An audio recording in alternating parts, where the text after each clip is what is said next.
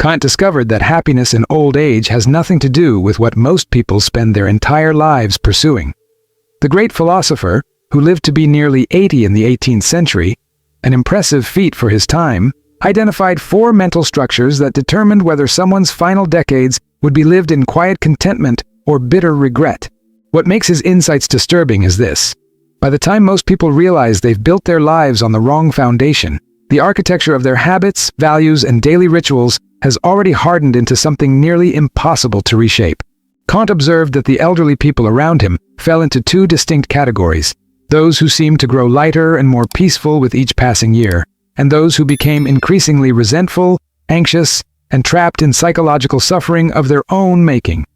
He wanted to understand what separated these 2 groups, and what he found challenges everything our achievement-obsessed culture teaches us about a life well lived.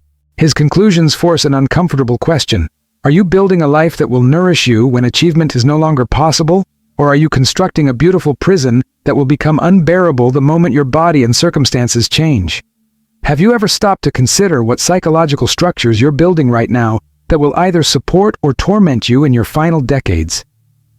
Kant approached the question of aging with the same methodical rigor he brought to all philosophical inquiry. He wasn't interested in platitudes about aging gracefully or sentimental notions of wisdom automatically arriving with gray hair. Instead, he observed actual elderly people in his community in Königsberg, paying attention to their mental states, their daily choices, and their capacity for contentment. What he noticed was striking. Chronological age had almost nothing to do with psychological well-being in old age. Some people in their 60s were already bitter and closed, while others in their 70s remained curious and engaged. The difference, he concluded, wasn't circumstantial luck. It was architectural. It was about what people had built internally over decades. The first pillar Kant identified was the cultivation of autonomous reason throughout life. This wasn't about being intelligent or well-educated in the conventional sense. It was about developing the capacity to think for yourself, to question received wisdom, to examine your own beliefs and motivations with honest scrutiny. Kant observed that people who had spent their lives simply accepting what they were told, by parents, by society, by religious authorities, by cultural norms, tended to become psychologically fragile in old age. When their external supports began to crumble, when the authorities they'd relied upon were no longer present or relevant, these individuals found themselves standing on nothing. They had never developed their own internal compass. What makes this pillar so challenging is that cultivating autonomous reason requires constant practice, and our entire social structure often discourages it. We're rewarded for compliance, for fitting in, for not questioning too deeply. Kant himself wrote about this tension in his essay, What is Enlightenment?, where he famously declared that enlightenment is humanity's emergence from self-imposed immaturity, the courage to use your own understanding without being guided by another. But here's the psychological trap. Every day you defer your own thinking to someone else's authority, you weaken your capacity for independent thought. It's like a muscle that atrophies from disuse. By the time old age arrives, if you've spent decades avoiding the hard work of thinking for yourself, you find yourself unable to navigate the psychological terrain of aging. Questions that require genuine reflection. What was the meaning of my life? What do I value now that achievement is behind me? How do I find purpose when my social roles have dissolved? These questions become unbearable because you've never developed the internal resources to answer them. You look around for someone to tell you what to think about your own life, and there's no one left to ask. The pillar of autonomous reason isn't built in old age. It's built every single day through the small act of insisting on examining your own thinking. The second pillar Kant identified was the development of what he called disinterested pleasure, the capacity to appreciate things for their own sake without needing them to serve your ego or ambitions. This is perhaps the most psychologically sophisticated of his 4 pillars, because it addresses a trap that catches almost everyone in achievement-oriented cultures. We learn to value things only insofar as they advance our status, our career, our image. A beautiful sunset becomes an Instagram opportunity. Reading becomes networking. Even relationships become transactional. What can this person do for me? Kant observed that people who had cultivated only interested pleasures, pleasures tied to ego and advancement, suffered enormously in old age. When they could no longer achieve, when their status faded, when their body could no longer perform, they lost all capacity for joy. The sunset that once would have been photographed for likes now just reveals their irrelevance. The book that once would have been read for professional advantage now seems pointless. They've spent decades training themselves to extract value from everything, and now that extraction has become their only mode of experiencing the world. They can no longer simply be with anything. The psychological mechanism here is devastating. Every time you experience something beautiful, but immediately convert it into currency, social, professional, egotistical, you train your nervous system to be incapable of pure appreciation. You become like someone who can only taste food in terms of its monetary value. The thing itself disappears, replaced by what it can get you. And in old age, when there's little left to get, you find yourself surrounded by potential beauty, but unable to access any of it. The world becomes a museum you can no longer enter. Developing disinterested pleasure means practicing appreciation without agenda. It means looking at art without thinking about how cultured it makes you appear. It means having conversations where you're not calculating advantage. It means walking in nature without turning it into content or exercise metrics. It means retraining yourself to encounter reality directly rather than through the filter of what it can do for your self-image. This isn't about becoming passive or unambitious. It's about developing a parallel capacity that will sustain you when ambition is no longer possible or relevant. The third pillar Kant described was the cultivation of routine and ritual that serves psychological health rather than social performance. He was famous for his own rigid daily routine. The people of Königsberg supposedly set their clocks by his afternoon walk. But Kant's routines weren't about efficiency or productivity in the conventional sense. They were about creating a stable structure that allowed his mind to function at its best. He understood something profound. In old age, when your external life becomes more limited, the quality of your daily rituals determines the quality of your consciousness. The people Kant observed who aged well had built daily practices that nourished them intrinsically. They had morning routines that genuinely prepared their mind for the day, not just checked boxes.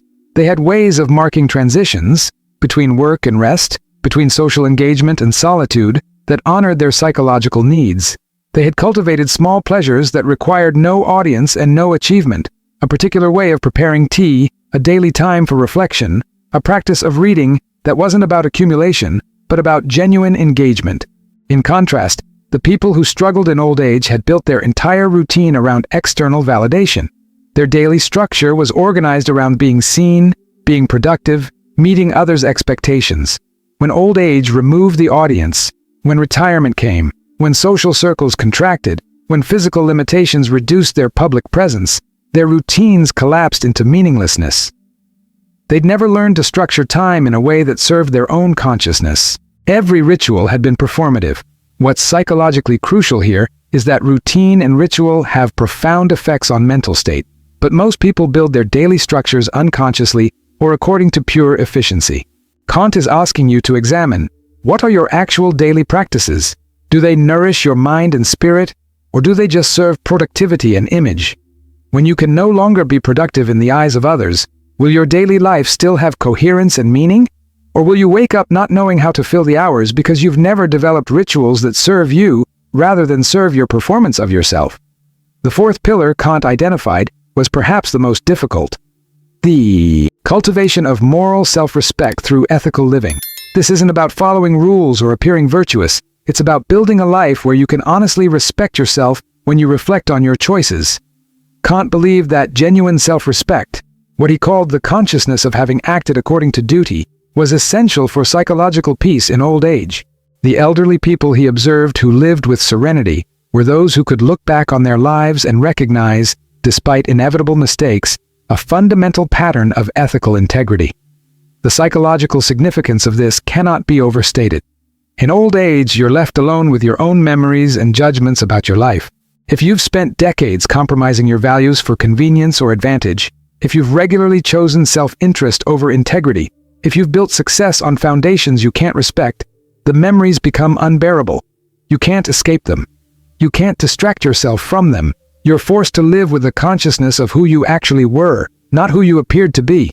Kant observed that people who had lived unethically often developed elaborate defenses in old age, blaming others, revising history, justifying their choices with increasingly bitter rationalizations.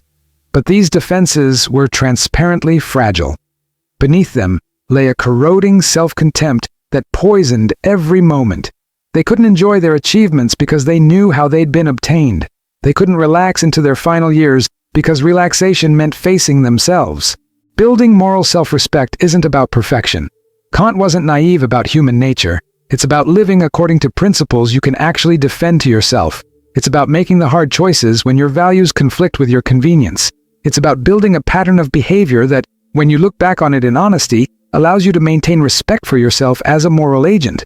Every time you make a choice you can't respect, you place a small stone in the foundation of your future psychological suffering.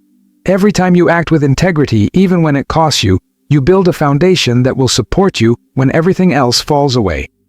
These four pillars work together as a unified psychological architecture. Autonomous reason allows you to think clearly about your life without needing external validation. Disinterested pleasure gives you access to joy independent of achievement. Meaningful ritual structures your daily consciousness regardless of external circumstances. And moral self-respect allows you to live peacefully with your own memories and choices. Together, they create a life that can withstand the inevitable losses and limitations of aging. But here's what makes Kant's framework both brilliant and disturbing. These pillars cannot be built in old age. They must be constructed daily, through small choices over decades. You cannot suddenly learn to think autonomously at 70 if you've spent 60 years deferring to others. You cannot suddenly access disinterested pleasure if you've trained yourself for decades to extract value from everything. You cannot suddenly create meaningful rituals if you've never practiced structuring time for your own consciousness. And you cannot suddenly achieve moral self-respect if you've spent your life making choices you can't defend. The architecture of your old age is being built right now, today, in how you think, what you value, how you structure your days, and what choices you make when no one is watching. Most people discover this far too late.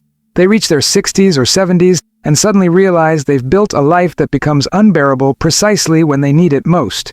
They've optimized for achievement, status, and external validation. And now that those things are fading, they're left with nothing that can actually sustain consciousness. Consider your own life through Kant's framework. When you encounter an idea that challenges your beliefs, do you examine it honestly or defend your existing position? When you experience something beautiful, can you appreciate it without converting it into social currency? When you structure your day, are you serving your own psychological needs or just performing productivity? When you face ethical choices, do you consistently choose integrity even when it costs you?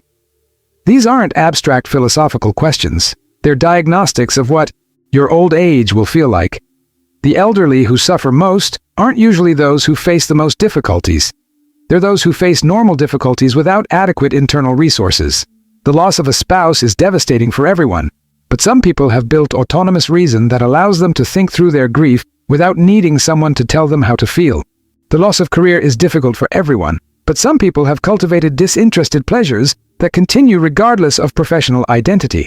The limitation of physical capacity is challenging for everyone, but some people have meaningful rituals that don't depend on physical achievement. The awareness of mortality is sobering for everyone, but some people can face their own death with moral self-respect intact. What Kant understood, and what our culture systematically ignores, is that happiness in old age isn't about what you've accumulated or achieved, it's about what you've developed internally. The person who retires from a prestigious career to an empty life of golf and television suffers far more than the person who retires from modest work to a rich internal life of thought, appreciation, meaningful ritual, and ethical satisfaction. The former has spent decades building external structures that inevitably crumble. The latter has spent decades building internal structures that strengthen with time. This creates an urgent question about how you're living right now. Our culture pushes you toward external achievement, social performance, ego gratification, and ethical compromise when convenient. Every day you follow that cultural script, you build a life that will betray you in old age. Every day you resist it. By thinking for yourself, appreciating things without agenda, creating rituals that serve your consciousness, and acting with integrity, you build a life that will sustain you. The trap is that the cultural script often seems to work beautifully until it suddenly doesn't. The person optimizing for status and achievement often appears more successful than the person cultivating internal development. It's only in old age that the foundation reveals itself, and by then, the architecture is largely set. You can't suddenly become a different kind of person. You can only be what you've been practicing being for decades. Before we conclude, I want to emphasize something important. These philosophical insights are meant for reflection and inspiration. If you're experiencing significant mental health challenges, depression, anxiety, or other conditions that affect your well-being, professional support from psychologists or psychiatrists is essential. Seeking help isn't a weakness. It's an act of wisdom and self-care that aligns with everything we've discussed about living with integrity. Please reach out to qualified mental health professionals who can provide the specific care you need. Kant's framework forces a confrontation with uncomfortable reality. You're building your old age right now, whether you realize it or not. Every choice about how you think, what you value, how you spend your time, and how you act ethically is placing stones in the foundation. You can build a life that will nourish you in your final decades, or you can build a life that will become a prison. The difference isn't luck or circumstance, it's architecture. The question isn't whether you'll face losses, limitations, and eventually death. You will. Everyone does. The question is what internal resources you'll have when that time comes. Will you have developed the capacity to think for yourself, or will you be psychologically helpless without external guidance?